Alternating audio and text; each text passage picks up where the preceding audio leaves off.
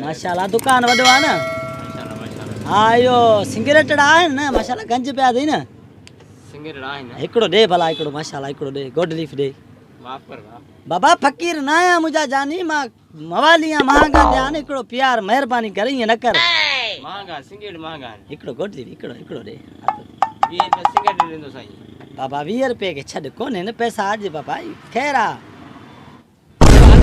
बाबा ईअं न कर बाबा ईअं कर वॾड़े जो दीदार करा गोडली फ़कीर जो गोडली सरकार जो 10 रुपया थींदई बाबा ॾिसूं थोरो ॾिसां थोरो भाउ न ॾाहो थी थोरो गोडली जो दीदार करा महिरबानी थोरो हथ में तरे यार ईअं 20 रुपए हिकिड़ी सिगरेट आहे यार अची फाथा हूं माशाल्लाह माल बि घणो अथई दीदार बि कोन थो कराई फंटो भला ॾे हिकिड़ो माफ़ कर फंटो ॿियो रुपया थी वियो हाणे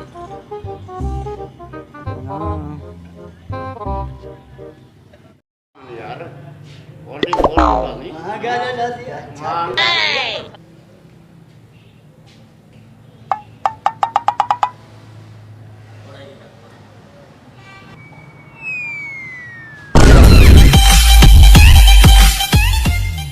वालेकुम सलाम चाचा खैराना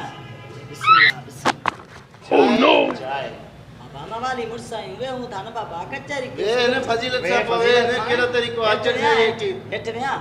असा हेठ न वे मथे वे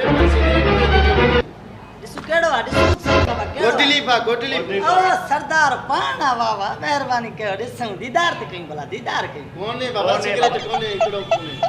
यार असा पाण गिणग मवाली वासी गिणग तो आगे टेटे पाकर चटकंदा दी मां गया रास्ते गला 30 रुपया सिगरेट है रास्ते गला ॾिसो दीदार ते करा दीदार गोटली 30 रुपया दिमाग खराब तो दे माफ कर पहले त सब दीदार माफ कर फकीर नाया मां सरदार मां फकीर नाया मां पाण मवाली गिणग मवाली मां गई जे करे दर पदर लगो इकड़ो बाबा छदे यार इकड़ो लाओ थी इकड़ो सिगरेट खबर थी गोटली पीए जो गोटली सरदार पाण हम तो दीदार लो करा ओने बाबा देरान के कटो यार केड़ा बाबा अरे किस्म जा मानो यार फूक फूक गोटली जो फूक सुंगा दिमाग खराब थी यार खुशबू 10 रुपया फूक जा थींदई ये न कर लाओ थी इकड़ो फूक रगो रे हल बाबा छटे बाग यार मेहरबानी केड़े किस्म जा मवाली दीदार भला करण दियो दीदार त करण दियो सुंगणी न छडे सुंगण न छडे दिमाग खराब जो दिया चाचा तू बेली चई हला सुंगण न छडे बाबा इकड़ो मां गई ला किथा जा अच मरी थो न अच खुशबू वठ तोरो खुशबू सरदार न सरदार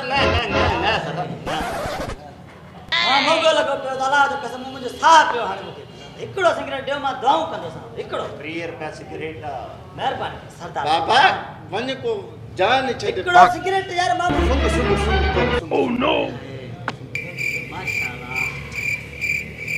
करार था इतबार करी बस इकड़ो सिगरेट दियो मां रात से दुआऊं कंदो सा मेहरबानी सरदार पाण गोडली पाण साईं साहब पाण अरे हीर तो चरन जी हैसियत रयो ही ना सिगरेट पी जो छेड़ा इकड़ो दियो इनके के अमीर नवाब पींदा कि हल वणो पिनो